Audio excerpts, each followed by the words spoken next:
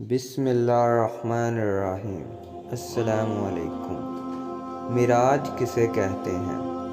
رسول اللہ صلی اللہ علیہ وسلم کو طائف کے دعوتی سفر سے واپسی پر جسم اور روح کے ساتھ بیداری کی حالت میں مسجد حرام سے مسجد اقصی اور پھر وہاں سے ساتویں آسمان، سدرۃ المنتہی، جنت و جہنم، جہاں تک اللہ نے چاہا ان مقامات کی سیر کروائی گئی۔ اس سفر کو اسراء و معراج کہتے ہیں۔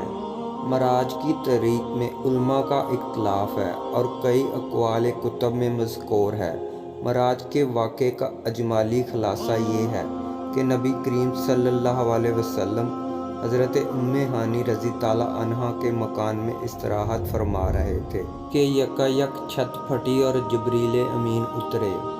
ان کے ہمراہ دیگر فرشتے بھی تھے۔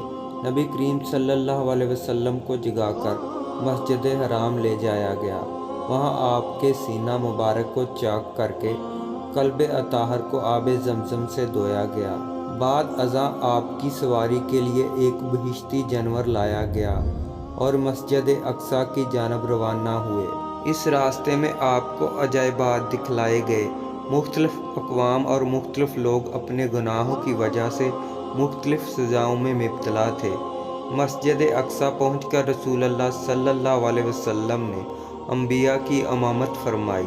اس کے بعد ملائکہ کی معیت میں آسمانوں کی جانب روانہ ہوئے اور آسمانوں میں آپ صلی اللہ علیہ وسلم نے مختلف انبیاء کرام، حضرت آدم علیہ السلام، حضرت یحییٰ علیہ السلام، حضرت عیسیٰ علیہ السلام، حضرت یوسف علیہ السلام، حضرت ادریس علیہ السلام، حضرت ہارون، حضرت موسیٰ علیہ السلام، حضرت ابراہیم علیہ السلام سے ملاقات فرمائی۔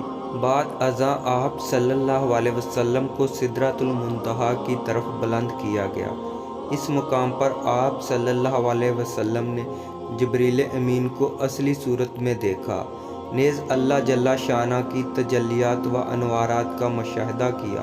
یہاں سے مقام شریف لا کلام اور پھر مقام شریف لا کلام سے بارگاہ اقدس میں پہنچے۔ وہاں پر بارگاہ الہی میں سجدہ بجا لائے اور بلا واسطہ کلام خداوندی سے سرفراز ہوئے۔ اس موقع پر نمازیں فرض کی گئیں۔ یہاں سے واپسی پر آپ صلی اللہ علیہ وسلم دوبارہ بیت المقدس میں اترے۔ وہاں سے براق پر سوار ہو کر صبح سے قبل مکہ مکرمہ پہنچے۔ سبحان اللہ۔ آپ سب کو معراج النبی مبارک ہو۔